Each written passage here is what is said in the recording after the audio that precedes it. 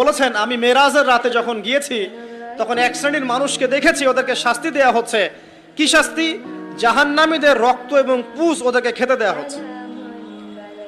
জিবরাইল আলাইহিস সালামকে জিজ্ঞাসা করা হলো যে এরা কারা? তিনি বললেন, এরা আপনার উম্মতের সেই সব ব্যক্তি যারা মাদকদ্রব্য সেবন করত। আল্লাহ রাব্বুল আলামিন তার হাবিবের মাধ্যমে জানিয়েছেন, যখন কোনো মুসলিম মাদক সেবন করে বা কোনো ব্যক্তি মাদক সেবন করে তখন 40 দিন তার নামাজ কবুল হয় না। এরপর যদি সে তওবা করে তাহলে আল্লাহ পাক তার তওবা কবুল করবেন ইনশাআল্লাহ। যদি সে আবারও মাদক খায় তওবা করার পর, আবার 40 দিন তার নামাজ কবুল হবে না।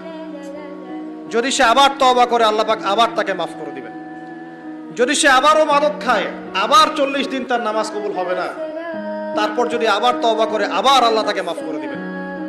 এরপরেও যদি সে আবার মাদকদ্রব্য সেবন করে, নবী সাল্লাল্লাহু আলাইহি ওয়াসাল্লাম বলছেন তাকে আল্লাহ রাব্বুল আলামিন পরকালে মৃত্যুর